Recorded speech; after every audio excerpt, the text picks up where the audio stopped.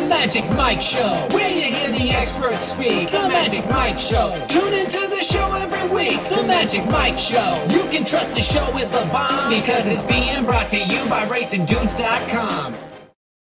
What's up, everybody? I'm Magic. And I'm Mike. And this is the Magic Mike Show. That's the wrong. There it is. There's the right overlay. Magic Mike Show episode 437. Mr. Somich. All-Star Weekend. Huzzah! Hey, there you go. Yeah, I had my the greatest all-star of them all, Wayne Gretzky. I got his jersey on. I don't have a Dylan Larkin jersey, and that I didn't feel like showing up with the Red Wings uniform right now. The way they're doing. How are you doing?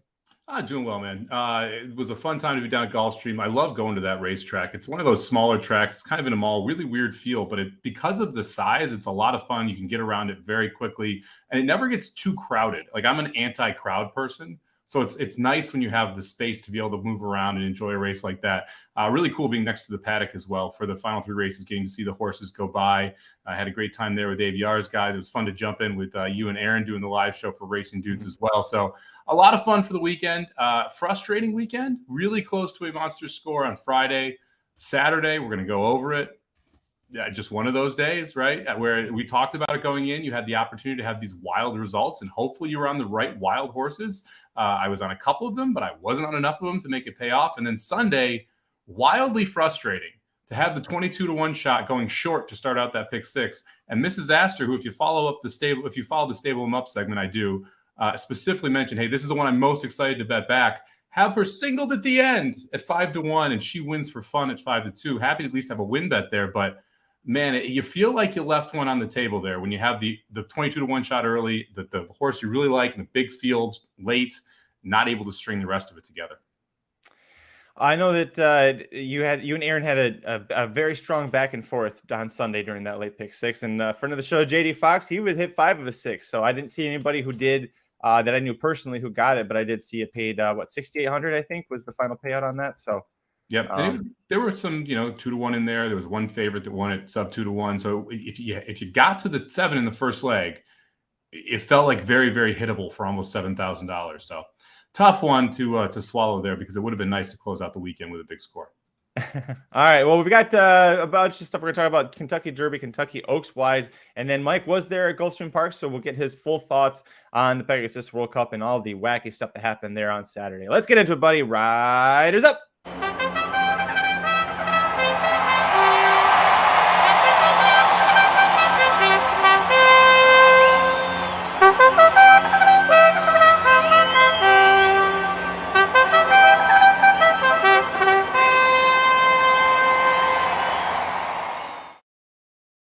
All right, Mike. Well, first race we'll talk about, of course, we have to go to the Grade 3 Southwest Stakes Saturday at Oaklawn Park. This was race 10 going a mile and a 16th. It ended up being a very rainy, sloppy day. Luckily, you did not have this kind of weather at Gulfstream, but it was a very messy. Speed seemed to be favoring pretty well for the most part on the main track there. What were your overall thoughts here on Arabian Knight in the Southwest Stakes?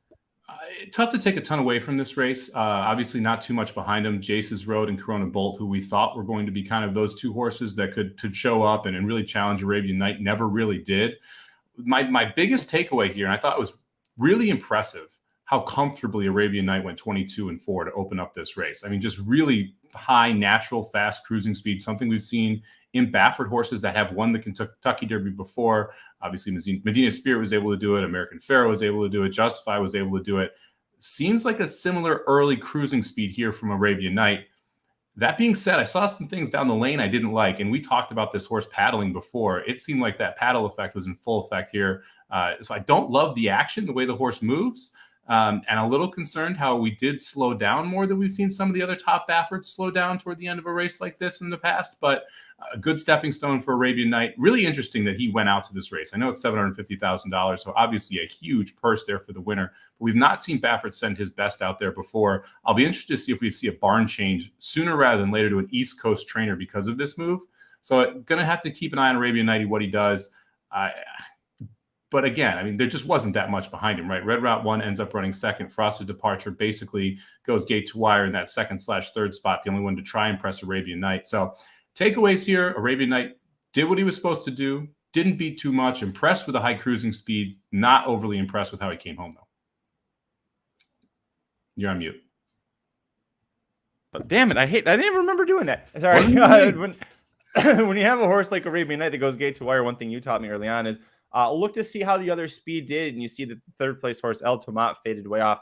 Longest shot on the board at 71-1. Not too surprising there. Frosty Departure, I thought, ran a pretty good race overall, considering he was chasing Arabian Knight through some pretty strong fractions. Clearly not going to be a grade 1 type horse quite yet for Kenny McPeak, but off of his Renaissance Stakes win over this track going a mile, I thought it was pretty decent, one to watch. Red Route 1 surprised me. He was very far back. He was over 5 lengths behind Sun Thunder, who was second to last in that race down the backstretch, but he ended up closing very strong. Aaron, I thought, made a great comparison. He reminds him of Looking at Lee. Remember, the horse ended up finishing 4th in the Kentucky Derby, but you never could bet him to win. But boy, that horse had a motor and a kick like a mother. So watch out for him as things go longer. It's interesting, Mike, that Red Route 1 showed up here at Oaklawn, and I think now will definitely stay here. Because at the end of his 2-year-old year, Asmussen was talking about sending him out to the Saudi Cup the Saudi Derby and then the UAE Derby. He might end up going that way, but usually when a trainer like Asmussen, who doesn't usually send his best 3-year-olds over to Dubai and Saudi, when they hear them say that, you don't really get a whole lot of confidence. But I think Red Route 1's surprising him a little bit. Yeah, well, we'll see. This race to me, again, outside of Arabian Knight, doesn't seem like it's that deep. Good. I got to give Aaron a shout out. He called this exact on Dudes Who Bet Daily, paid $11.70 for Arabian Knight over Red Route 1. Interesting that Hit Show scratched out of here. I think Hit Show would have been the other real contender here to kind of get up and pick up the pieces running into that pace. We'll see what Asmussen does with this horse. We know it's not his best 3-year-old. And we know that with the contingents in the Baffert and the Cox barn, you're going to have horses going all over the place from those 2 barns and competing for points. So going that route may be an easier one to get into the Derby if you're a horse like Red Route 1. However, it does feel like he's going to be able to pick up quite a few pieces in these races and maybe scrap together enough points with seconds and thirds without having to win one of the preps. There was a lot of comparison to American Pharaoh shortly afterwards and all over the weekend. I will tell you that, Bob Baffert called it an American Pharaoh-like race for him. Aaron did a great job over our YouTube channel. Just came out earlier this afternoon, actually, really describing what he thinks about the comparisons and how much Arabian Knight does remind him and doesn't remind him yet of American Pharaoh. But the racing dudes were very close with American Pharaoh as he was going along. They followed him very closely. They got to be in the winner's circle for the Rebel Stakes. One of those races, they were in the winner's circle for it, which is pretty awesome. But one to watch moving forward. I would assume Arabian Knight, his next race, I would say he shows back up for the Arkansas Derby. Shadi brings it up. This was only his second career start, and Baffert already has mentioned saying he's going to give him lots of time off until the next race. When he ends up paddling as much as it makes people like Gabe call him Vekoma 2.0, it takes him a while to recover from this stuff. But if you space out the races properly, his third start at 3 and going 2 turns would be in the Kentucky Derby. I mean, if he's going to peak, that's the spot. But before we get any further, Mike, a big question, and you kind of brought it up, is like, where is Arabian Knight going to go? If he wants to earn Kentucky Derby points, he's got to leave Baffert's barn by February 28th is the last day. So I guess 2-part, who will be the trainer and who do you think it should be? Oh, man. You didn't prep me for this one. That's a tough question. I would have an East Coast trainer versus a West Coast trainer. We kind of saw what happened last year with his horses who were all handed toward West Coast trainers. However, someone like, this is kind of an odd one, but someone like, I wouldn't be shocked if it's Pletcher, to be honest with you. However, that means he loses the horse forever. So that may not be the route they want to go. Possibly Mike McCarthy is someone that you consider training him, who has a good East Coast and West Coast presence, has had success with horses like this, and has a lighter stable. So could take on a horse like this and really focus on them. I would expect you're going to stay on the East Coast now with Arabian Knight, though. So you're probably going to want someone who has the barn space and the talent out there. To me, Pletcher's the right fit. I don't think it's going to be Pletcher, though, because then he never gets this horse back. I honestly can't remember who brought it up in our live chat when Aaron and I were covering the Gulfstream card in the Southwest. They said what I thought was a great answer. Give him to D. Wayne Lucas. Send him to the coach, because when Baffert has horses shipped to Oaklawn, this was actually the first time since 2011 that Baffert went to Oaklawn to saddle a horse, which is great. He missed American Pharaoh in the Rebel in the Arkansas Derby, oddly enough. But this is the first time he'd been there since 2011. D. Wayne Lucas is who handles all of Baffert's horses. That's the barn when Baffert horses arrive. They're with Lucas. Lucas's people kind of help take care of it, help out Jimmy Barnes when he travels. So D. Wayne Lucas also at this point, you can tell that dude, if you're Bob Baffert, you're old school, they go back, 40, 50 years in friendship. You can tell him whatever you want him to do. Lucas will do it. I really don't think there's any issue whatsoever of sending him to Lucas, because it's not going to be Lucas actually training the horse. It's going to be Baffert doing it. And I would trust, especially after we saw last year, Mike, I would trust Dwayne Lucas to do what Baffert wants more than Tim Yaktine and Sean McCarthy did. Yeah, I guess it's possible. I would not send him to Dwayne Lucas, but it's interesting because a lot of people in the chat mentioning, this is Zandon. He's going to probably send him back to Baffert no matter where he goes. I'm not sure Pletcher would take him if he knew he was going back. I don't think I would send it to Dwayne Lucas. I would want someone who has a little more success more recently than what we've seen from Lucas. I mean, the one horse that pops out is Secret Oath, right, in that campaign that he did. I also want a trainer who's like a speed-focused trainer, someone who's going to continue with getting the natural speed into this horse. I guess you could say Dwayne Lucas is a trainer that does focus on that, but I would want someone who's had a little more success more recently if I'm looking for a place to fit this horse. I don't think it's going to be Tim Yaktine. I think that experiment failed last year, and I don't think you're going to see a bunch of his top horses go in there. It's going to be really interesting where these horses go and what barns they ship to and how many actually he decides to move out of his barn, right? Because you've got 10 horses that could possibly run in the Kentucky Derby. It'll be interesting to see which ones do, and that's going to tip the hand of which ones he believes is best as well. Here's another good reason why why there's a good reason to vote for Lucas. He's Teflon. There are very few trainers that you could give a Baffert horse to and people aren't going to, question every little, like if they have, suddenly, let's say someone starts winning more in their barn after they've taken on a Baffert horse. There's going to be a lot of suspicion about that. Dwayne Lucas is like Teflon in horse racing. You cannot write a bad story about that without most of horse racing trying to take you down. So another vote there. In the chat, a couple of good suggestions and a couple of funny ones. Bree brings up Carlos David at Gulfstream. If you wanted to send a Baffert horse down there. Shadi says, send to Brad Cox. He'll just become horse racing's Thanos. John Ortiz at Oaklawn. That's one that I think would be a good one to do, but I doubt it happens. But he is a great trainer, especially at Oaklawn. Kevin knows says Jamie Ness is available.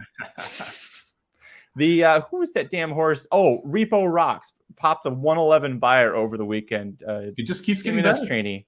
Yeah. How about that? The classic. The New England Peter Walder, that Jamie Ness there. It'll be interesting. I like the Jeff Mullins Jr. call out.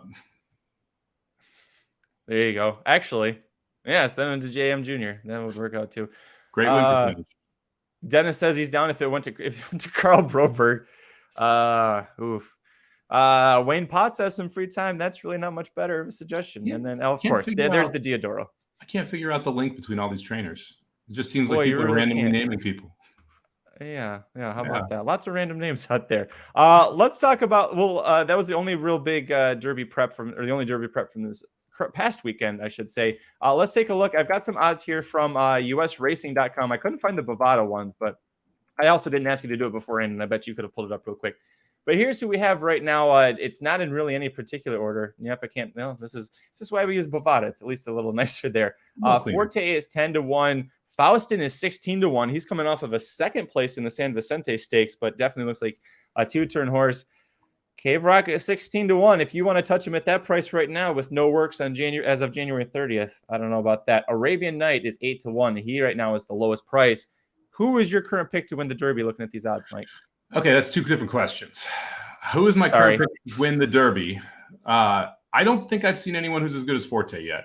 It's that simple for me right now. So I'm going to go with Forte. If you told me to pick one horse, irregardless of the odds, I would take Forte at this point. However, I would never bet Forte at 10-1 right now. That's why I'm saying those are two different things. I would probably take a shot at Extra Anejo at a price. Coming back for Asmussen, it seems like the reports have been pretty good for him. I think he's sitting at 33-1 right now on the board. So if you wanted more of a price, that would be where I would lean. I don't hate Instant Coffee if he's somewhere on there in the 66-1 range. I know that's where we gave him out last. Now he's 25. So if you got a 66-1 ticket on him, congratulations. Don't bet 25. Look, this is very murky right now in the Kentucky Derby because the horses that we are excited to see have not necessarily been progressing in the manner we'd like to see them in. We have quite a few horses who have either not been working out or have been very limited in their workout ability. Loggins obviously took a major step back. So now we're not going to see Loggins working out until as early as next week when they may try him for the first time. So I doubt he makes the Derby gate. It's going to be really interesting to see how this plays out. I still like Cave Rock at 25-1 if we could confirm the horse was going to run anytime soon, but that's become a big time question mark there as well. So when I see a bunch of 3-year-olds who I'm not that impressed with, I kind of gravitate back to the 2-year-old who I thought was the most impressive. And I liked Forte up at Saratoga, was able to get the job done at Keeneland, comes back and wins in the Breeders' Cup. Until we see Forte falter, it's hard for me to pick against him, even though his style is really not what you necessarily want for a Derby. I don't know. Boy, I would love this where we could bet on the Belmont. Dennis says you take victory formation based on the current odds. He is a son of Taprit, who won the Belmont in 2017. And he's also therefore a grandson of Taprit, who has sired so many Belmont winners, and then a grandsired 1 or 2, I believe, as well. He's 25-1 to win the Derby. I don't know about that so much. The odds make him enticing. He won the Smarty Jones Stakes, and we'll see what he does for his next time out here. Tappet Trice is an interesting one. This horse is it's a Todd Pletcher horse that we'll see this Saturday at Gulfstream Park, race 8, which actually kicks off the late pick 5 that Mike and I will be covering on Thursday's Magic Mike show. But he's actually facing Shesterkin in that one. So a couple of Pletcher impressive debut maiden breakers going to face off with each other. We didn't really talk about him. Corona Bolt, womp, womp, womp. That was not a good Southwest Stakes effort for him. He's sitting at 50-1 here. I will just say before Mike talks, let Jared know what you thought about Corona Bolt. Go to @racing_dudes and just let them know what, oh, Jared, I'm so sorry about Corona Bolt. Or did you think he was as bad or worse if he could have been trained by Roman? Something like that. He'd love to hear from you. Mike, Corona Bolt, 50-1. Any interest on him rebounding?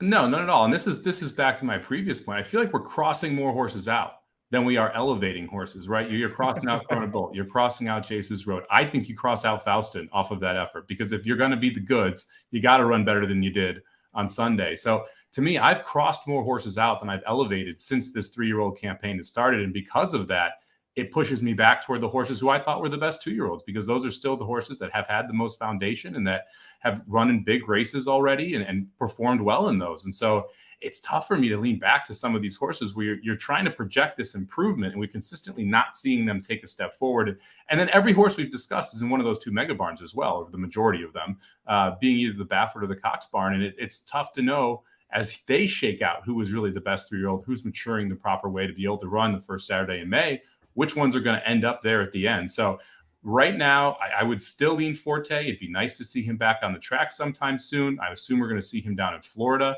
But it's tough because I don't think we have a ton of information, and these small fields are not helping, because it makes it so much harder to handicap these smaller fields of how good those efforts actually were, because obviously you have some funky pace situations, and it creates a little more chaos in the short run when you're trying to get through it. So for me, I know you're not a big Instant Coffee fan. I think Instant Coffee is one of the better 3-year-olds we've seen so far this year. And that kind of tells you where I've set the bar for the 3-year-olds we've seen so far this year.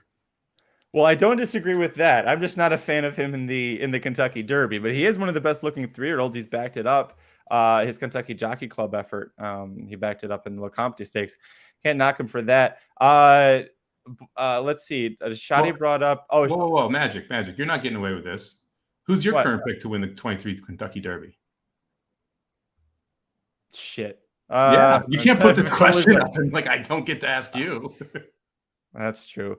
Man, at this point, God, I haven't been on the Forte train all year. I keep thinking that he was more of a peaker at 2. I'll stay with Cave Rock because I'm hoping and praying that he can get back. Prove to me that you won't get back. Supposedly he's galloping all over the place and looks shiny as a button. That's great. Can you race once or twice before the Kentucky Derby here? We'll see. And if the Rebel passes and we haven't gotten K-Rock in the Rebel, I will change my answer. But until then, until he doesn't disappoint me there, I'll roll with Cave Rock. Shotty's is right now. It is. And you said it, the fact that Instant Coffee is one of the best looking 3-year-olds so far kind of tells you where we're at. He's good, not great. I think I did want to bring this up quick. Shotty asked about Expect More. This is a Todd Pletcher, still a maiden, but his first start. If you remember Arabian Knight's debut win at Keeneland, this horse also debuted and broke a mile and a half behind the field. and then came flying up like a mother and got third, a very distant third to Arabian Knight indeterminately. But a lot of us were saying, well, Arabian Knight was great, but watch Expect More next time out. And he crossed the wire first next time out, Mike. And those meanies down in Florida, they decided this is the time we're going to actually disqualify Irad Ortiz Jr. on a horse. So he got DQ'd back from a race. Young Frau ended up winning. It was a pretty nice Juddmonte homebred for Bill Mott. So, not a terrible horse to lose to. Still a maiden, but it is interesting, Mike. Maybe again, because of where the bar is being set, we're getting Expect More at 40-1. This is kind of like when Cage Match showed up out of nowhere at 50-1. Yeah, well, we've seen in the last couple of years just how trainers have approached the Derby differently too, where you're not seeing them run in every single prep possible, where we did see that more in the past. So you're having horses that are being taken slower along. Once we get up to the 50 points to the winner, where it guarantees your spot in the Derby, and that 20 points per second, where you're most likely going to make the Derby, we're going to start seeing the best efforts. And should become a much clearer picture at that point. That's when we'll start to see horses like Forte and K-Rock hopefully take back onto the track, see where they're at, and give us a better, just a better line to judge from at that point. But horses like Expect More are interesting. I mean, if Expect More can take a nice step forward next time out, it'll be interesting to see if they go to allowance or if they just stay with, because you won your maiden, but you got DQ'd, but the horse still crossed first, right? So you can handle that level. Do you just assume that was a victory, step him forward to face winners, and then go into graded stakes company? You got to kind of figure out how you want to handle that as well. But pretty murky right now when we are, 3 months out from the Kentucky Derby. This is one of those classes where we talked about how, hey, the 2-year-olds is a really good class. And now here we are a month into the 3-year-old season. We're like, can those 2-year-olds come back so we can figure out if this is a good group? I miss Epicenter. I think that's where I keep landing is, I miss Epicenter. We'll move away from the Derby here. We also did have a couple of Kentucky Oaks preps over the weekend. Before I ask you about that one, I'll play the replays here. Wet Paint, I thought, was a pretty impressive winner at Oaklawn Park. She's going to break extremely slow, the one horse, but a Godolphin homebred for trainer Brad Cox, Flavian Pratt aboard. We'll put this up here. I don't know if you had a chance much to watch it beforehand, but did you get to watch this? And if so, your thoughts on the Martha Washington?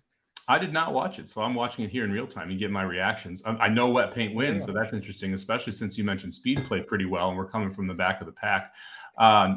It's tough to like. One thing I will say, this to me is much more interesting than the 3-year-old male prep races. You have seen some of these fillies come along a little bit slower, running more of these races and take steps forward. So I'd be paying much more attention to this, especially on the East Coast, because we talked so much about how the East Coast fillies have been better than the West Coast fillies the last few years. I'd expect that to continue. So these type of races make much more of a difference in my mind in the long-term standings in this division versus into the Kentucky Derby.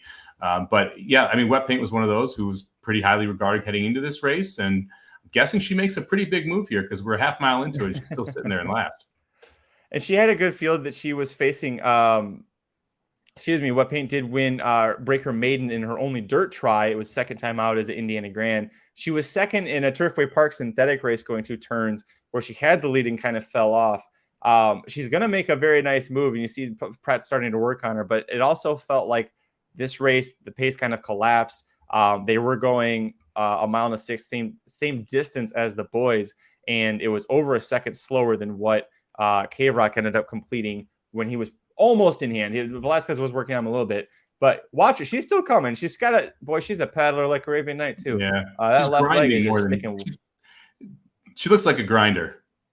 Like it just kind of is going to need every bit of this stretch here to get by. Who's the 3? The 3 is Defining Purpose. That's the Kenny McPeak horse. She was the even money favorite. She'd won the year's end stakes going a mile on fast dirt by over 5 lengths. She was also 5th, a very well-beaten 5th in the Goldenrod to Hoosier filly. What are we making? What are we making Kenny McPeak even money these days? What are we thinking, people? That was a nice win. Clearly a grinding effort. They slowed down quite a bit down the lane, and she had the most horse left. Some of these fillies don't necessarily want a mile in the 16th right now. We'll just put it that way. And that's what I took away from this effort more than anything else. The 4 is trying to make up some ground late, so it wasn't just the one who was able to close there. But yeah, there's a good grinding effort. I'm going to have to step forward off of this, though, because it's not as visually impressive as you'd expect from someone who's going to win the Oaks. I'm really bad with names, so I apologize. Somebody on the Dudes Who Bet Sports weekly show with Aaron and Papa Dude, when they were doing their Oaklawn preview, was raving and was constantly saying how the 6 tax was going to win that race. She's 27-1. At some point here in the stretch, you had to be thinking, 27-1. You're thinking, I've got a huge ass payday. And then she just couldn't hold off the Brad Cox horse. But whoever you were, that horse far outran her 27-1 odds. So hopefully you played her across the board. Hopefully you had the exacta, because that's a nice exacta when you can run an even money McPeak out of it too. Yeah, let's see what the let me see if I can find what the exacta paid. 61.70 on that one, and then 14.80 to place. That is, that's a big one there. All right, Mike, let's talk about the other Kentucky Oaks prep race here. Gave out this one. They gave out the Stone Cold Try and exacta at RacingDudes.com. Thank you. I was very proud of that one. It was, the fact that the Baffert horse ends up winning, maybe not so much, but we beat Justique. And why? Watch the 6 horse. Slow, so damn slow out of the gate. How many gate works have they had? She's now had 4 races where she's broken slow, all 4 of them. They never work her from the gate, Mike. Like, can we work her from the gate? See if we can get a little speed in her early. Look at this. I think she might just be slow. I think that might just be the problem because the sprints, routes, whatever it is, she's dead slow and has this just brutal kick when they're closing. It'll be interesting to see what Justique does when she gets into bigger fields outside of California, because this is a very tough way to win a race when it's a 6-horse field coming from that far back. When you have a 12-horse field and you have multiple horses up front that can set up a better pace for you, it can set it up easier for horses to come from off the pace. Obviously, you have traffic trouble in that spot, but here they went 22-2, but everyone up front looks pretty comfortable, all 3 of those horses. And so no one's really having to press to be able to do that. She's able to make a nice middle move here. I mean, but if they went 47 to that half, so basically a 24-3 second quarter mile, she must have run a 23 and change to make up that much ground as well. So she's got to get it motoring a little bit earlier than the rest of the field. And my guess is she flattens out a little bit in the lane because of it. So still some work to do with her. She's one that if we ever get a price, I become much more interested in Justique. It's these you're consistently seeing her at. I think this is the first time she's been over even money. You're getting 2-1 here. I would want a bigger number on her as the fields get bigger and the races get longer, because her kick was not as massive here as we saw in those one-turn races. You see here, so this ends up being the same exacta from the Los Al Futurity. Different trips, the same result where Feza ends up beating Pride of the Nile. Justique barely even got up there for 3rd, and she was facing the number 2 horse. Set the pace, went 22-2 for that opening quarter. Still almost held on for 3rd. By the way, still a maiden. Like, Justique could barely beat a maiden going 2 turns like that. She stopped putting her at 2 turns. I understand you think you paid a lot of money for and you want to go to the Oaks, but oh boy. And then Curtis Manlow, unpopular opinion, no one underachieves more than John Sheriffs. I would say ouch, but there are a lot of high 6-figure horses that go to him and rarely turn out. You don't always have an honor AP. You don't even have a Justique a lot of times that turn out looking like that. There's a lot of high 6-figure horses that go to a lot of trainers and don't turn out. That is not just a John Sheriff's problem. Although when you don't get many of them, it definitely highlights when none of them turn out. All right, so we'll go to I think I know what the answer is going to be here, but your current pick to win the 2023 Kentucky Oaks, who you got? Justique. No, Hoosier Philly. It's Hoosier Philly if she runs in the race. She's been by far the most impressive filly that we've seen in this 3-year-old class. So until further notice, and I would not bet her right now because I'm sure the odds are terrible if you find anything on the Kentucky Oaks, but Hoosier Philly is the horse to beat in this group, and I think that one's a pretty easy one. Let me see if I can find the Kentucky Oaks. Let's see. Does Bet US actually have one? No, they say they do. I'll keep looking to see if I can find some odds on that one. I'd be surprised right now. They usually put it up 2 months out. Yeah, I think Kentucky Derby Future Wager Pool 4 is when they also will do. Oh no, that's 2022. You just have it mislabeled on there. It's still 2022's horses. So it's like, hey, I got one. That's not it. Yeah, I'm with you. It's got to be Hoosier Philly. There was a question. I can't find it. Who said it? But if she was going to go to the Derby, the way we've seen things go with the Derby Trail right now, would you play Hoosier Philly? What kind of odds would it take for you? I probably would never play a filly in the Derby simply because of the amount that horse is most likely going to get overbet by the general public. So I would want like 10, 12, 15 to 1, and she's probably going off as your second or third choice just because of the money you're going to see on her. So I doubt I would ever bet her in that spot. However, you could make an argument she's had the most impressive 3-year-old races of any sex right now. So for me, it would be very tough to bet who's your filly because I think naturally you're going to see an underlay on her because it's a filly in the Derby. I liked Ice Dancing a lot. She won the Sandy Inez, but it's a West Coast filly. They just are not looking great lately. Julia Shining, that is Malathat's younger sister, right? But very slow times, very low speed figures for what she's been doing. Wonder Wheel's the other alternative, right? And she's probably your second choice if there were odds that you can play because that's your Breeders' Cup Juvenile Fillies champion.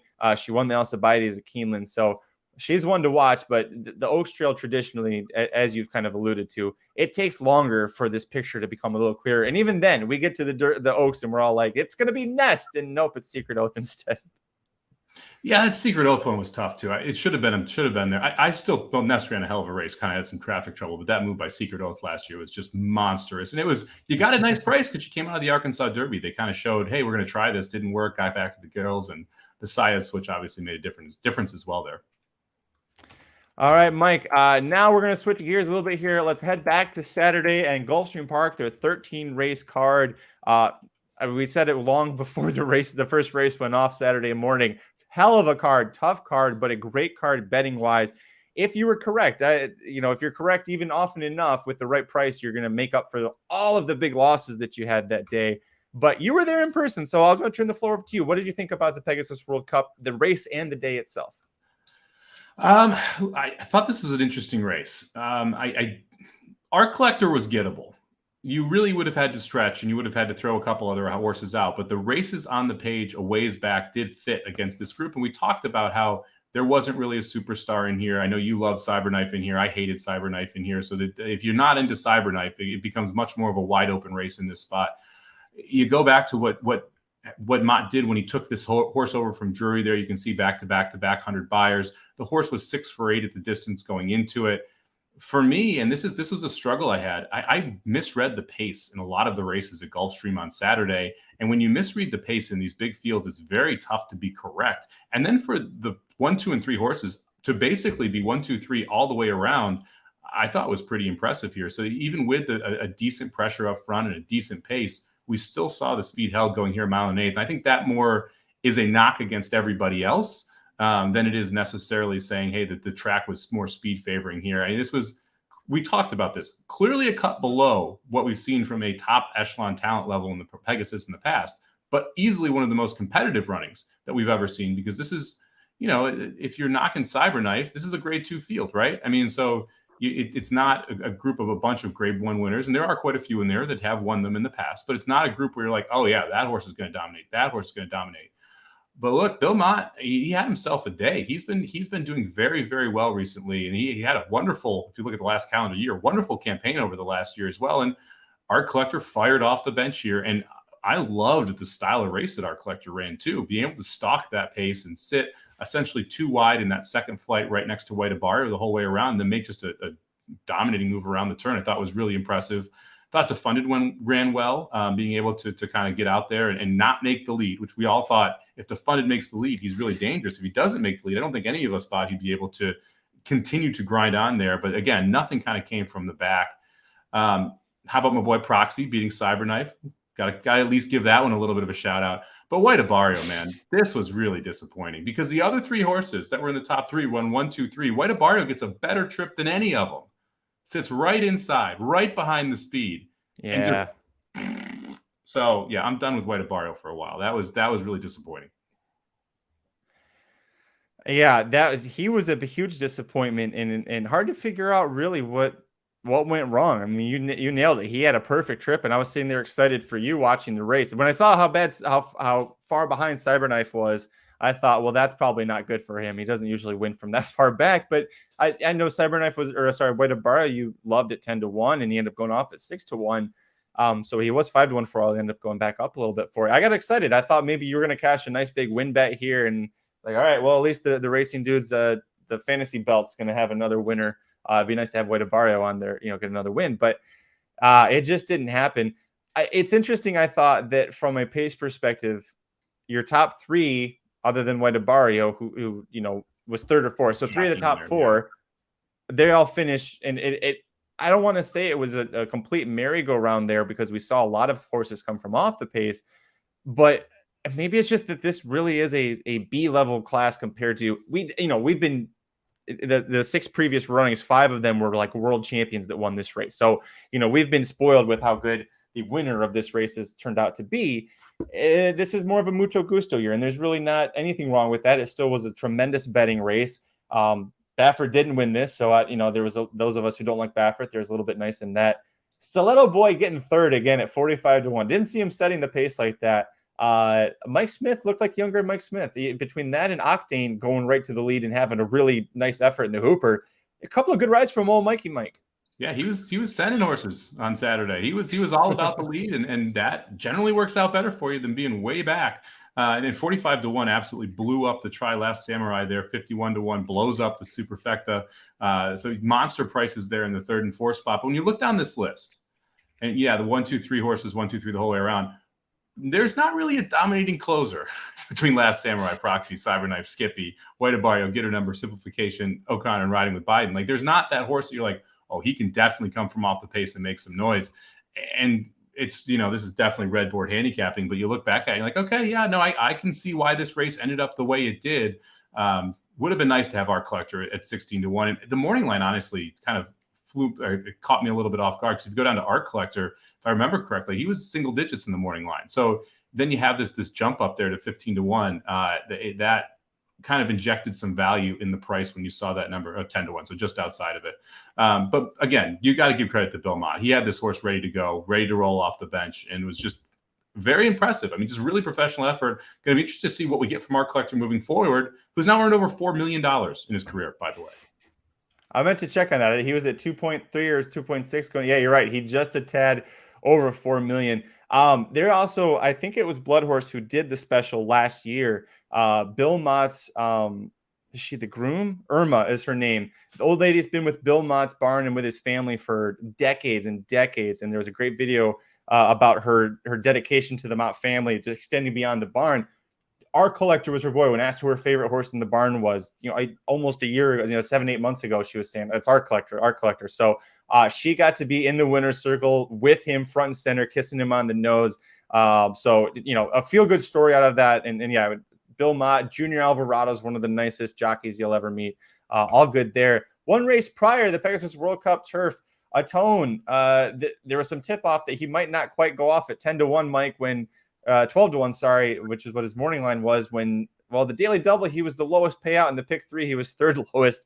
Atone gets the job done. Doesn't go gate to wire. Doesn't sit up front like we thought. He came from about 5 lengths off, but Irad Ortiz Jr. now wins his 3rd straight Pegasus World Cup turf. What was it like being there for it?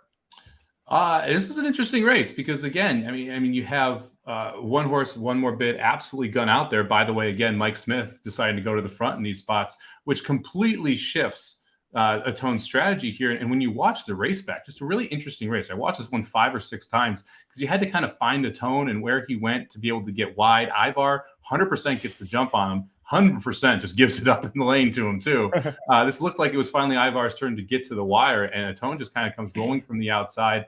Irad did a great job swinging off the rail to 5 wide, essentially, to follow that move from Ivar to be able to get Atone home here in this spot. So great ride by Ortiz being able to save ground both turns and not getting kooky with Atone, which is a big part of this. If Atone goes out and challenges for the lead, never wins this race. He was able to properly assess the situation in race, put the horse in a position to be able to win, and then was fortunate enough to have a kick. I mean, if you had told me that Atone was going to be a length behind Ivar heading into the stretch and have to go catch him, I would have said no shot, and was able to get it done in this spot. So kind of backed into a winner here. It was only 2 deep with Lady Spitespear and Atone, so it was nice to back into this one with a little bit different setup than I expected. Lady Spitespear kind of disappointed in. I thought she had every chance to be able to win this, and she just didn't have the kick going for home where, she was sitting 3 wide, should have gotten first run on 2 really big prices. And then she actually re-rallied to go back up for 4th. It looked like she was just going to be forgotten. And when she got in the clear, she kicked a little bit, but kind of a little frustrating end to Lady Spitespear's race there. How about we talk about your boy City Man? Can we talk about City Man a little bit? How's he doing? Well, you know what? You're kind of going where I was going to head. Chris Mile asked you in chat, can we hurry up and get to the part where we say mean things about Joel Rosario? Chris has been working on, but we'll make it a two-parter. I'm assuming you've got the better stuff, Chris, for the race previous to this that we'll get to in a second. Looking forward to talking about Wakanaka. Oh, Wakanada. Yeah, that's a bad one there. But yeah, no, let's talk about it. As Chris said with City Man, Joel with the rare take back on a speed favoring track and still save no ground move and finish last. Yeah. All right. What's going on with this guy? I don't know, man. We talked about this on the show too. The coming out of that 12 poster, you cannot be three wide on both of these turns to be able to win this race. And you've got to inject City Man more into the race. You go back and watch the win where Joel was riding him last time. He cuts the rail, cuts the corner, gets the dream trip, gets the job done. I mean, what are we doing here? Like, this is exactly what you could not do. And this is the result of it. I mean, you see other horses have some type of kick here. It wasn't like it was the horses that were out front that were able to win the race. No, I mean, Atone was sitting in 5th at the half mile. Ivar was 6th. Speaking Scout was 7th. That's where City Man should have been. Not 9th at that point, hanging out, or I'm sorry, 10th at that point, hanging out 3 wide on both turns. It's not a ride that's going to get the job done. It's one of the big issues I had with City Man coming into this race, sitting at that price. Why I didn't use City Man in this race. I don't trust him to make the right decision. And even with that said, he was able to get the horse in a little bit, but he gave up so much ground to do so that it cost the horse a lot and really having any chance of winning. And then the kick just wasn't there. To be fair, City Man probably doesn't win this race no matter how Joel rides him because he had nothing in the lane. Yeah. But the ride didn't help. We'll talk about a horse he did cost the race next race. Yeah. You know what? I mentioned this to Aaron too. I don't know if you remember, Mike.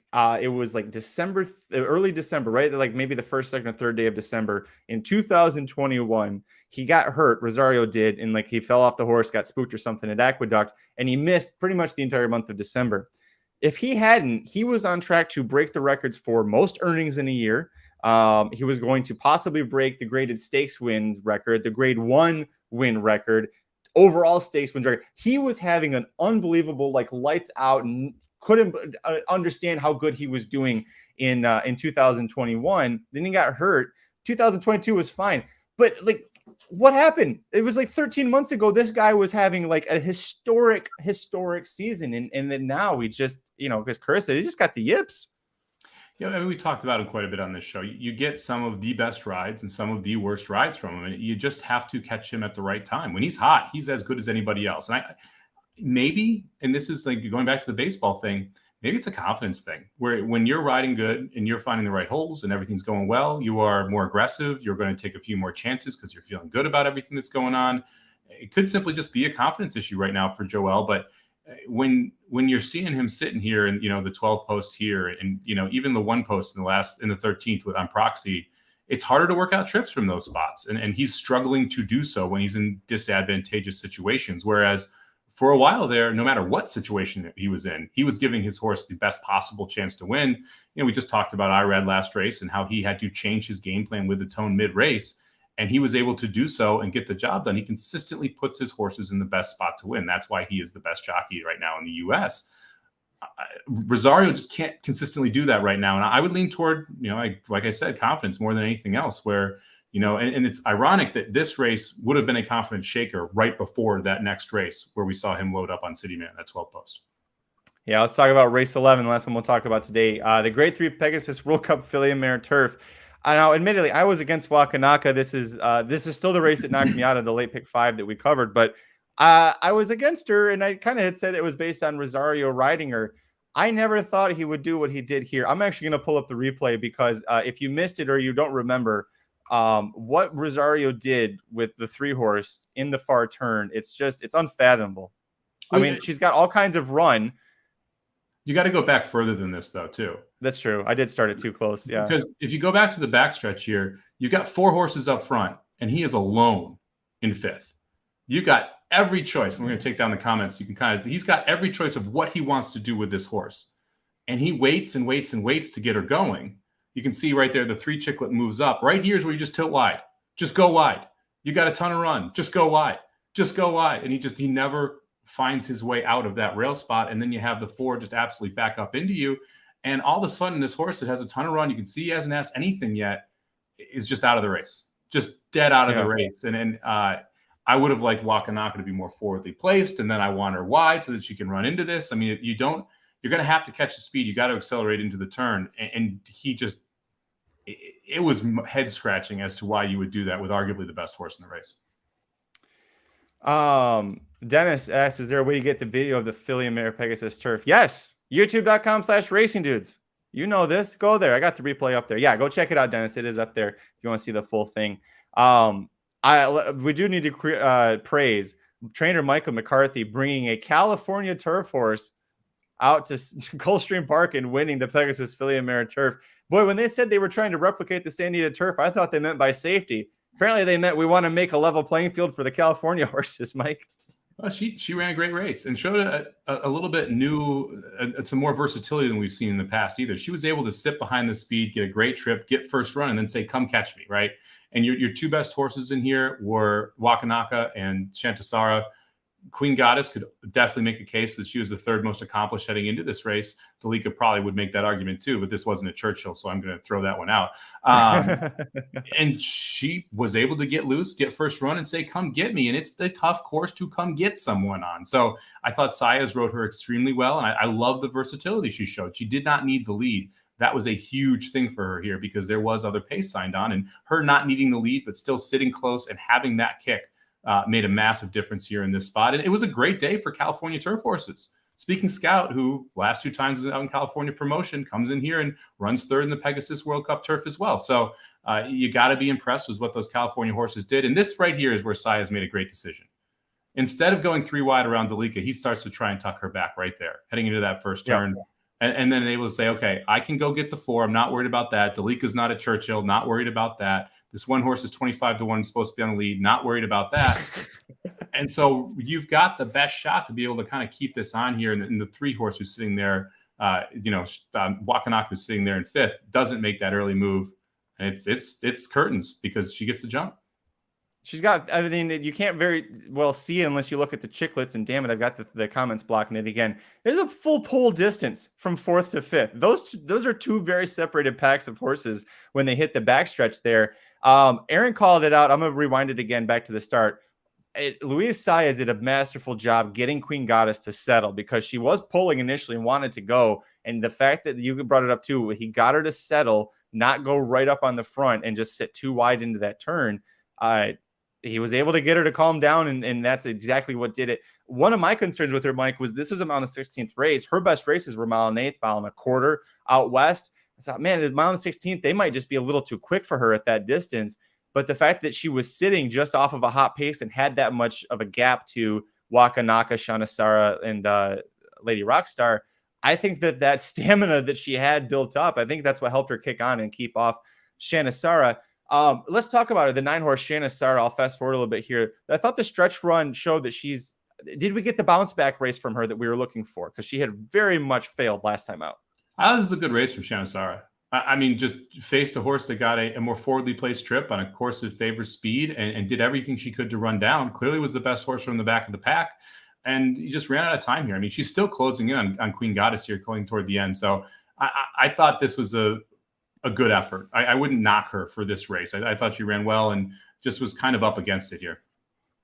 A first career 100-digit buyer for Queen Goddess, or triple digit. She gets a 100 for the job. But you see a 96 for Shanasara, 3rd career best number there. So she had a nice return there. Lady Rockstar, I thought was good. I think we just discovered, she's not of the caliber of Shanasara, and maybe it was just too far back to catch Queen Goddess like that. But still good horses there. We both like Shanasara here. 5-2. I was thinking there might be something wrong because it's the Chad Brown favorite on the morning line in a turf race, and she's not getting bet. But I don't think. I think that's more of a sign, maybe, Mike. She's not Chad Brown's A horse, right? Like by the time the season's done, we'll be like, yeah, she was 2nd or 3rd tier in Italian. We've got her waiting in the barn still. Well, considering the other money that came in here too, 5-2 isn't that bad, right? I mean, I was surprised Wakanaka got bet down from 5-1 to 2-1. I didn't think Wakanaka would be the favorite in this race. I thought Queen Goddess going off at 420 to 1 seemed a little short to me before the race as well. So you had other horses in here that took money. Delika floats up from 5-2 to 5-1. But you had the money pretty evenly spread out between those top five. And I was surprised Wakanaka went off the favorite. I thought Chantasar should have been the favorite in this spot. Final thoughts just overall on the card. Were there any other races or horses that stood out to you specifically from this card? I think we have to think about Endorsed a little bit more. I thought that was a pretty good effort from Endorsed in the Fred Hooper. I had this one third. I only went too deep. I was pretty pissed at myself about that. We kind of made fun of Endorsed for a while.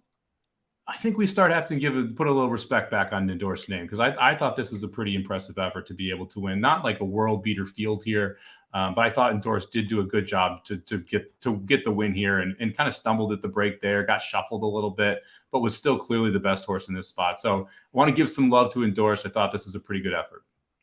Hey, he was my second up here when I went 3 deep, and the other horses that I picked, they didn't show up, just like any Saffy horse. But the 9 Endorsed, I loved him here. It was his third start off of a longer or a bit of a layoff. The last 2 starts that he'd made, he just looked like he was a different horse in how he was running. He looked like when he was at his absolute best, that's the kind of horse we were seeing. And this is now 7 starts at Gulfstream. 8th start at Gulfstream, 7 in the money finishes, 3 wins, 2 seconds, 2 thirds. The only time he was off the board was he was 4th last year in the Pegasus World Cup behind a decidedly better field. There was Life is Good, Knicks Go, and Stiletto Boy in 3rd. So to me, I thought that he made a lot of sense. You just had to trust, Mike, that he wasn't going to revert back to the Endorsed that we saw for so long when he was a 5 and 6-year-old. And if that's what's kept you off of him, you and anybody else, I understand, because he was stepping back up. Aaron did make a good point. There were a lot of like state-bred stakes winners here in Saffy horses that were stepping up. The Peter Walder horse taking a big step up after magically improving in his previous 2 starts. So, I'm not going to sit here and say, oh, it should have been so obvious for Endorsed, because he just maybe was the class of the field. But then that's how you get to him. I don't know. Yeah, look, this isn't a world beater of a field, but I thought this effort was still pretty solid, being able to grind it out. And we talked about how fast, I specifically talked about how fast I thought this pace would be. They went 23:46. I thought you were going to see high 22s, low 45s. And so for Endorsed to be able to kind of sit right behind that and make that move, I thought was good. I don't want him in a grade 1. I'm not going crazy about Endorsed, but I think we got to put a little respect on his name. Chris says his horse is now on a 2-race win streak after losing 23 straight races. That sounds about right. That sounds like Endorsed. Yeah, well, it's a new day for Endorsed. It's weird because it's not even like Maker just got him 2 starts ago. I mean, Maker just was like, we'll give you time off, and if you don't do this, we're going to snip your balls off. And he was like, oh, okay, I'm going to do better. I'm running. I'm running. Watch how fast I go when you threaten me like that. Like I mentioned before, on a stall wall. Ooh, motivation, baby. Yeah, no kidding. Over at racingdudes.com, I brought it up earlier, but if you haven't had a chance to go watch it yet, after we get out of here, Aaron did a video discussing the comparisons between Arabian Knight. Could he be the next American Pharaoh? Both Bob Baffert trainees, both won their 3-year-old debuts. I say impressively in the slop at Oaklawn Park by a lengthy margin, we'll call it, in the slop at Oaklawn Park. But go check that out. If you are watching us live here on YouTube, just stay tuned. It'll actually just segue right over to that once we get out of here. It should lead right into that one. But Mike, I'm glad that you had a good time at Gulfstream Park at Pegasus World Cup. I'm glad you got to go with Papa Bomb and you guys had a good time. Did you find the Casamigos, I assume? A little bit. It wasn't too crazy. Got to give a shout out to Marlon. He was buying me some whiskey there on Saturday. Appreciate him just kind of coming up, dropping the glass, saying what's up, and saying hi. So it was good to meet him as well. It was a fun weekend. I had a little more Casamigos after the race than I did before the races, which is generally a good thing when you're betting as well. But yeah, it's just fun to be at the track. I love being at the track no matter where it is. And Gulfstream Park is one of those places that I personally really like. So it was nice to go down there and be able to see everybody and say what's up to a lot of the tournament players that I play with. And got to meet David Wolf, who beat me last weekend for the 110,000. So it was nice to say hi to him and talk to him about his experience. Was it awkward? No, it wasn't. I mean, he shot me a DM on Twitter after that said, "Hey, great tournament, man. Tough luck on the odds change." And he played a great tournament as well. Was able to pick back-to-back place winners, put him over the top after being able to get himself in position to be able to pick the horses he was able to. So yeah, it was fun meeting him and just saying hi. And he was obviously very excited about the win and happy about the odds drop, but definitely mentioned, hey man, tough break. And that's part of horse racing. So it's just fun to kind of put names with faces, because you can see these leaderboards in the tournaments that you play in all the time, and to be able to get in one of those rooms and have people reach out and say, hey, what's up? I'll be there too. Be able to go find them and say hi. It's fun. And his wife, Shirley, finished one spot behind me in the NHC final table last year. So it was fun to talk to her last year and then have this happen and be able to meet him this year. So it's just part of the cool part of the tournament aspect that I love. Dr. Tang, I'm sure, was asking you all day about it and all weekend, but how was it meeting WWE Diva legend Summer Rae? She was the co-host of the ABR Live show. It was fun doing a show with her. She was very entertaining through the process. The drinks were flowing on set, which made the last part of it pretty funny as well. She tried her first cigar ever on set, which was entertaining in and of itself. It's just because anytime someone tries a cigar for the first time, it generally doesn't go well. So no, she did not inhale, which is obviously a positive, because if you're drunk and you inhale a cigar, it's game over. So luckily that didn't happen, but it was a lot of fun. It was fun to have the rotating guests in and out, and she definitely makes things a little more interesting on set. Well, that's good. As long as it's fun. Like, you don't have to have everyone on the set be an expert. You just need everybody to be entertaining. Yep. And that's why this works, right? I was thinking about it. We're like a more fun version of Greenberg and Golick. You've got the expert that knows what the hell they're talking about, and you've got the pretty one that says some things. So that leads the show off. You got to work on your transitions a little better. That's one of Greenie's strengths. Listen, that is true. Greenie's good at that one. You were very good at the turn. You're very good. Yes, a little bit. You're very good at the football picks as well. A lot more like Golick than Greenberg. Real quick, your football thoughts for both the weekend and then your very early Super Bowl, whatever the hell number it is, picks. A tough championship weekend to watch those games and to have the four best teams in the Final Four and have both games go the way they did. I enjoyed it a lot. I had Eagles and Chiefs, so it was good from a betting perspective there. The Eagles are clearly better than the Niners, with or without Purdy. And I think you got to at least mention, look, they knocked Purdy out of the game on a clean hit because they were consistently getting pressure on him. It wasn't like the guy just fell over on the sidelines or was riding a bike and pulled his hammy or something. Part of football is being able to get to the quarterback and hit them to affect the game. You never want to see someone get hurt. But that was tough to watch in the second half because San Francisco had no options. They had no one on the sideline who was able to throw the football anymore. Eagles were able to put 9 men in the box and just stuff the run. So if you're an in-game bettor, it was a great opportunity because you could get Eagles minus 13.5 for a lot of the third quarter, and that was a really fun bet because San Francisco wasn't scoring again after you saw Josh Johnson get hurt and come out of that game. The Bengals-Chiefs game was wild to me because it felt like if the Chiefs had lost that game, they would have been wildly pissed off, up 13-3, get the pick, don't convert, was getting the ball back in the second half. If you told the Chiefs they're up 13-3, 2.5 minutes left in the first half, with the ball at the 50, and they're getting the kickoff, that they were going to be tied at 13 with 10 minutes left in the third quarter, they would have been furious, right? I mean, that stretch was one where you want to see them absolutely put their foot on Cincy's throat, and they did not do that. They let Cincinnati back in that game. From a penalty perspective, I know the refs got a lot of heat in this game, and they deservingly so. It was very poorly communicated and definitely poorly officiated in a few spots. But I don't think you can really argue that was 100% a roughing the passer on the last play. That was a bonehead penalty that you never should take. If I was a Cincy fan, I'd be more pissed that you didn't see Clark get that same penalty when he pushed Burrow in the end zone about 8 plays before that. And that probably should have been roughing the passer too, based on the way they've called the game. So I think Kansas City probably got more favorably breaks on the officiating end. But you still can't push Mahomes when he's touched the sideline 3 times with his feet. Like it's going to get called every time. And so if you expect it not to, I don't know what you've been watching for 16 weeks because that's 100% getting called every time.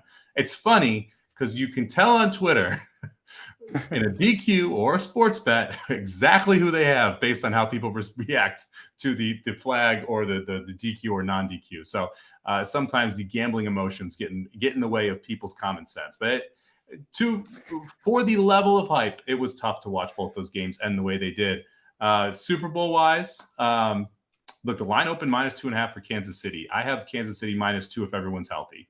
Everyone's not healthy right now, though, and that's really what the key is going to be here over the next 2 weeks is how healthy can the wide receiver room get for Kansas City. Not a great sign they signed someone off their practice squad at wide receiver today. Not what you're looking for if you want that wide receiver room to get a lot healthier. I think you have to focus on both Gay and Snead in the defensive side for Kansas City. They're very important to that defense if they want to be able to stop Philadelphia. I've got a ton of Chiefs liability, so I bet the Eagles +2 as soon as those lines popped up in a lot of places. Not necessarily a pick, but because I have Chiefs +750 to win the Super Bowl. I have Mahomes +450 Super Bowl MVP. I wanted to cover some of that based on what I saw. I would lean toward Philly right now, but I want to see what the injury reports say. I don't think you have to rush to the windows because there's so much money in this market already. If you look at the limits are already 5 figures in most online books. So these are pretty mature markets. I don't think you're ever going to see Kansas City 3. If you do, I would bet Kansas City. I don't think you're ever going to see plus money on the Eagles side as well. So I think you're going to see this fluctuate between 1.5 and 2.5 for the next 2 weeks. So it's going to be a lot of fun leading up to the Super Bowl. It's the best team against the best player. We'll see who wins. I've been on the Eagles for probably the last 6 weeks or so, really hoping this was it. I had I had Jalen Hurts all year in fantasy. I had both running backs and the top receiver for the Chiefs yesterday's game, Valdez-Scantling, on my fantasy. I was like, hey, you know what? All I had to do to pick my Super Bowl teams is just look at who's been best for me in fantasy. That should have been tip off. But we've got 2 weeks still to the Super Bowl. There'll be plenty of content about the Super Bowl, prop bets, player bets, all that stuff leading up to it as well. And of course, with the dudes who bet sports. One more thing real quick. I have made one bet on the Super Bowl that is not a cover wager. First player to be shown. So there's a bet, right, for the national anthem and for America the Beautiful. There are prop markets for what team will be shown first, what a player or coach from what team, right? I bet Kansas City Chiefs -125 in the America the Beautiful and Kansas City Chiefs -115 for the national anthem. Here's the thinking. The top 3 most recognizable people in this game are all in Kansas City. Mahomes, Andy Reid, Travis Kelce. Yep. After that, you could make an argument Jalen Hurts is third, maybe Sirianni, or Jalen Hurts is either third, fourth. Sirianni is probably fifth. But if you look at the other markets for that same thing, a specific player head-to-head, Mahomes is -175 to be shown before Hurts. Reid is -155 to be shown before Sirianni. You're getting the 3 top headliners to be shown first during a song. It is a single box like we are right now on the TV, at a smaller number than any of them specifically against their counterpart on the other sidelines. I would be shocked if you don't see one of the Chiefs players or coaches shown first during those times because they're going to be the headliners. It's going to be Mahomes and Reid. That's what everyone's going to be talking to heading into this thing. So I think there's value as a Chiefs player or coach shown first during both the national anthem and America the Beautiful. Boy, you're a bunch of degens. You're a bunch of dirty degens. Betting on who's going to be the first person shown on TV. You're supposed to be respecting America and the flag, and you're just sitting there going, all right, get her off the screen. Assuming it's a girl who sings that. Get her off the screen. I want to see who's going to be first. The country artist this year who has never sung the national anthem. I spent about 25 minutes trying to search YouTube for one instance of this man singing the national anthem so I could bet the over-under prop on the length of the national anthem, currently sitting at 2 minutes and 2 seconds. I would lean over because it was 2:12 last year, and we've consistently gone over 2 minutes, but I would lean the over there. I think the Gatorade color is interesting too because you can get a good number on both green and red, which are the team's colors, like plus 550 or higher. Orange is like the go-to generally, but it feels like you could see a red here if the Chiefs win, and you get a significantly better number on that than them winning the Super Bowl. Rob says worse than betting on the Royal Rumble, which, by the way, that was going to be my best bet Saturday show was the wrestling Royal Rumble thing that was happening. We didn't do it just because we didn't want to scare you off the show forever, Mike. But I will say Aaron and I went a perfect 3 for 3 with our Royal Rumble bets. It was very easy when it's just all scripted and all you have to do is figure out what are they going to do story-wise? What kind of makes – you're not guessing exactly like, Marvel's planned 10 movies down the road. You're like, will Iron Man survive Iron Man the movie? Yes. Okay, boom. It's as easy as that. So, listen, we've got – Ant-Man survive Ant-Man Quantumania. Oh, boy. Now, that is a good discussion to have. We'll have to save it for another show, Mike. We're already over an hour. Darn, too bad. We want to thank everybody for joining us. We had a great show, great time with you in the chat. Tons of you watching. It's great. We had so much positive response for the Pegasus World Cup live stream that we did. Mike was able to jump in when he could. Aaron and I were here. If you haven't yet, subscribe to the YouTube channel, youtube.com/racingdudes. It is exploding in terms of the number of subscribers, which is incredible. It's amazing. We're building this community. We want to keep seeing you in the live chat and the comments for all the videos, the live shows that we do. Make sure you follow us on Twitter. I'm at Curtis Kalleward. He's at Somobomb18, number 1, number 8. Corporate Overlords at Racing_Dudes. Again, if you haven't yet, tweet at Racing_Dudes. Let Jared know exactly what you thought about Corona Bolt's effort in the Southwest Stakes. He wants to hear from you, I promise. Make sure you let him know. Final thoughts before we get out of here, Mike. Curtis mentioning he's looking to bet tails. Make sure you shop this. You can get minus 101 on some sites right now. It's as high as minus 105 on others. So you can get a better price on the coin flip depending on where you shop. That is true. I've seen that. Then there's your final Dirty DGen comment for the day. We'll be back Thursday to preview. I assume we'll be back at Gulfstream. They got a bunch of graded stakes on Saturday for their late pick 5 at 5 Eastern on Thursday. Until then, I'm Magic. And I'm Mike. Good luck this week. We'll see you Thursday. The Magic Mike Show, where you hear the experts speak. The Magic Mike Show. Tune into the show every week. The Magic Mike Show. You can trust the show is the bomb because it's being brought to you by RacingDudes.com.